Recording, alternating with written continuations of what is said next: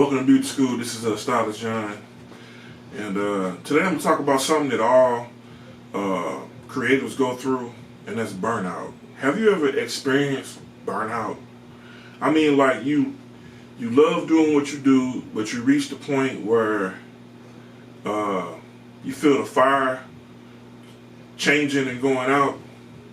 Well, I have 5 steps that will help you not to burn out and to actually ignite and stay burning.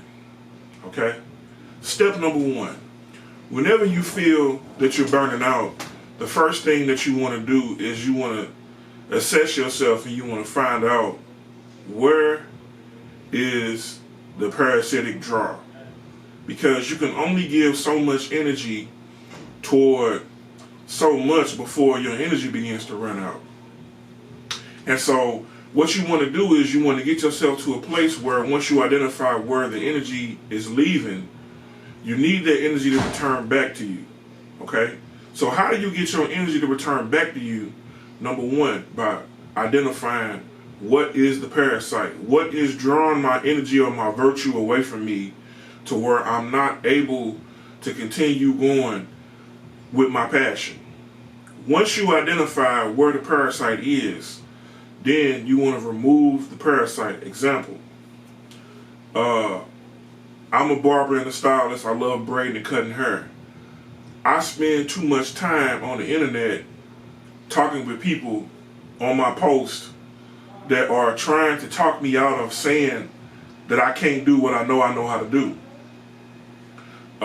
Sometimes there are women that pop on my post and want to start a dumb argument with me on the post saying I can't do her, or I can't do this, or I'm not that, or I got fake ambition because I want to travel the world doing her. So I might find myself going back and forth with them saying, I don't care about your opinion. The truth is, their opinion means 0. It's their reality. And you cannot allow another person's opinion to become a part of your reality. So, once I determine that that is the parasite, what do? I delete it. I get rid of the parasite. If there's a leech on your arm and you feel your blood going into the leech and you feel like your energy is leaving, what do? You need to get you some baking soda, put it on where the leech head is, or some salt, put it on where the leech head is, some salt. Put the salt on where the leech head is because Christ calls us the salt of the earth. Put it on where the leech head is, get you a butter knife, and scoop the leech tendrils off of your skin and throw it in the fire. What does that mean? That means that the thing that was taking your energy is now about to go back into your passion, because anytime somebody is coming up against you saying what you can't do, they're trying to trick you out your spot. You know you can do her. You love doing her. You've been doing her for a long time. Sometimes people will see what you're doing and get mad at you because they can't do it, and they'll start to criticize you and saying what you can't do instead of telling you and showing you what you can do. And that same energy that they give you, once you cut them off and you take that energy and you put it back into yourself, back into your passion, your fire going to ignite immediately. So, you've identified what the parasite is. Now, you become thankful. You become full of gratitude. Why? Because God gave you a gift. And this gift is something that's going to be able to feed your family. You're going to be able to travel with this gift.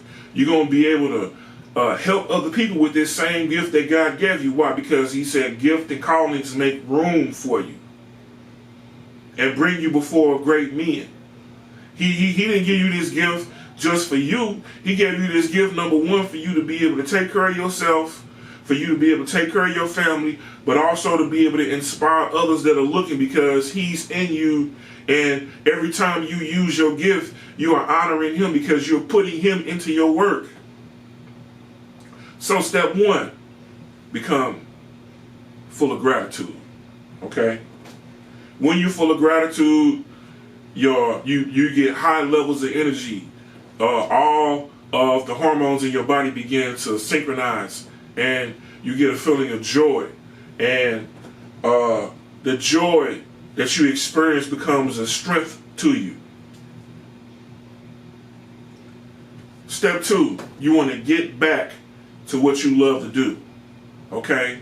Outside of money, yeah, money is a tool that we need. But outside of money, what is it that you love to do? Whenever you feel burnout, what do you find yourself going towards that you know you love to do, where whether you got paid or not, you will spend all day doing it? For me,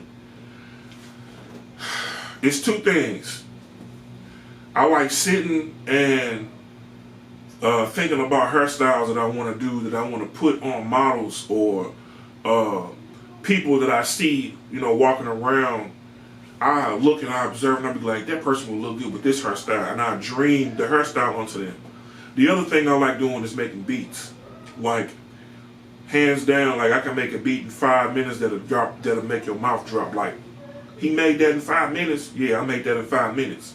So, get back into what it is that you love to do, okay?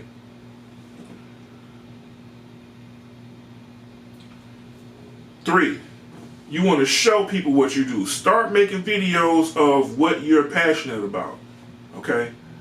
When you begin to show people what you're passionate about, they're going to start being drawn to what you're doing. People are drawn to high levels of spirituality, and they're drawn to things that are authentic. And when you're not copying off of nobody else and you're being your genuine self, you vibrate at a high level of spiritual authenticity that can't nobody take from you. People can try to duplicate it, but eventually the person that's duplicating is going to be found out, because when you operate in high levels of spirituality and you being your genuine self, it is the highest level of spirituality and authenticity that you can walk in this world. And God created everybody to be themselves. And so who else you gonna be? Be yourself. Be genuine and authentic in what you're doing, and just begin to show people what you're doing. It's gonna start drawing people to you. There's a parable, John 12:32, it said, if I be lifted up above the world, above the earth, then I will draw all men unto myself. And what does that mean? The first thing that he'll draw is he'll draw you in. And once he draws you in and you begin to lift up Christ, okay, Christ is a consciousness, okay? You are the Christ. You are the Christ, okay? The Christ dwells on the inside of you. It's the highest level of consciousness in the crown area here, okay? When you begin to lift up Christ, all men and women will be drawn unto you. Why? Because Christ is in them too. He said, tear down this temple and I'm going to rebuild it in 3 days. What temple was he talking about? He was talking about the temple where the true and living God dwells, your vessel. And John 3:14 through 19, he said, as the Son of Man, as Moses lifted up the serpent in the wilderness, so must the Son of Man be lifted up. What does that mean? That is the raising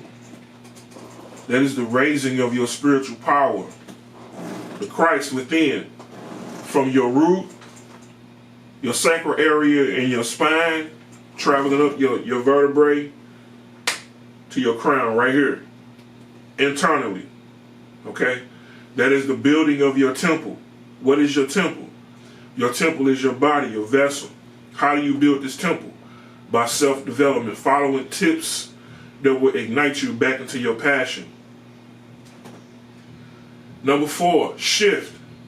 You want to shift and go and make an impact. You want to make an impact in this world. So, what do you love to do? I love cutting hair. I love doing hair. I love braiding hair. Where is the place where it's most needed at? It's most needed where people don't have the resources to do their own hair. Okay, so I'm in the shop and I need clients that come to me. How do I get the clients to come to me? Well, first thing, I get back to what my passion is. I start helping out those that are in need. Yeah, they may not have no money. I pick a day where my booth rent is not due, and I go and I help those people genuinely. And when I go and I help those people, what's going to happen is it's going to be starting to draw a crowd, because now there's people that's getting genuine help in the area of what they need, because now a problem is being solved. And so now that a problem is being solved, it's people talking about it. And when people start talking about things that's going on, it travels like a wildfire. So now it's going to start drawing people in that particular area. And when people are drawn in that particular area, coming to seeing what's going on, now you have the news, you have social media, you have people with phones and cameras pointing and looking and seeing what's going on. And so now what you're doing is traveling out there. It's word of mouth advertising, it's camera advertising, the news is talking about what you're doing. And so now at that point, you're at ground zero, trying your best to make an impact for whatever the problem is that's there. And what's the problem there? People need the service that you have to offer because they don't have it. And so by simply making a shift and going to where the people need the service at, instead of you burning out, now your fire is being lit. Why is your fire being lit? Your fire is being lit because instead of you burning out, you're breaking through. Instead of your fire going out for what you love to do, now there's a place where your fire is needed. And so now by going to that place where your fire is needed, it's going to immediately ignite. It's whatever it is going to start coming out of you.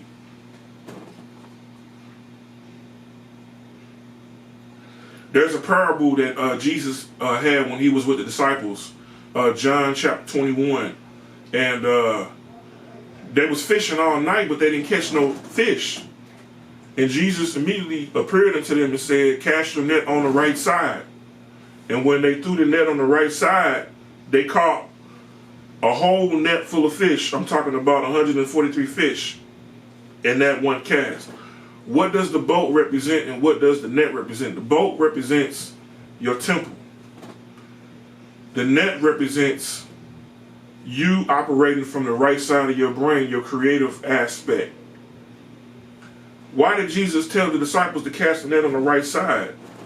You have the left side of the boat and you have the right side of the boat. The reason why he said cast the net on the right side is because he was looking to get them to walk into righteousness, but also their genuine creativity.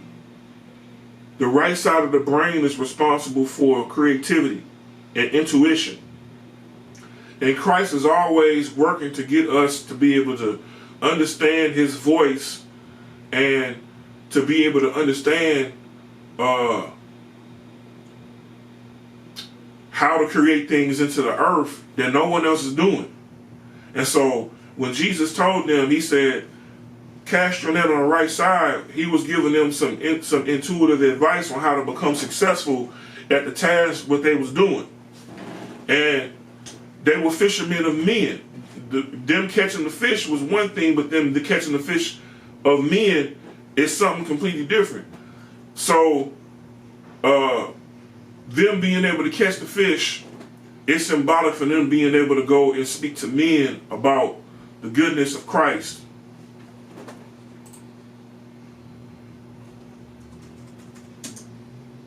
And the last step is you want to provide a solution. When you go ground zero, wherever the problem is that you see, and you go ground zero, you want to go there and you want to start providing a solution. When you get into the area and you see the problem, when you cast your net on the right side, like Jesus said, he said, cast your net on the right side, you're going to catch all these fish, right? Those fish are symbolic to souls, men, women, people that need the service that you have as a business, okay? And so when you cast your net on the right side and you go into the place where your gift is needed. Now, once you start providing solutions, you want to be consistent with it every day. Every day you want to solve a problem. And people that solve problems get paid handsomely and very well. I'm Stylist John. These are 5 tips that will help you with breaking through instead of burning out. Things that's going to ignite your fire instead of put your fire out. You can reach me at www.stylistjohn.com. 314-359-5499 is my contact number. I love working with the youth. I love working with the homeless. I love working with church conventions and places where I can cut hair or braid hair and style in large groups of people.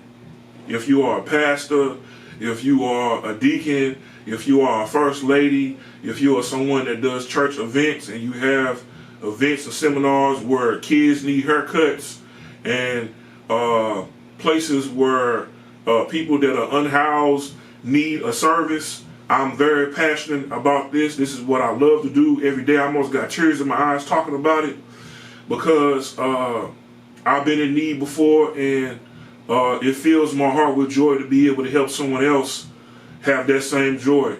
And so there'll be a transfer of energy. You can reach me. Thank you. And like I always say, I believe you can. I know you can. So I always say, yes, I can. Adversity may come your way, but yes, you can get through it. I'm Stylist John. I can get you fly.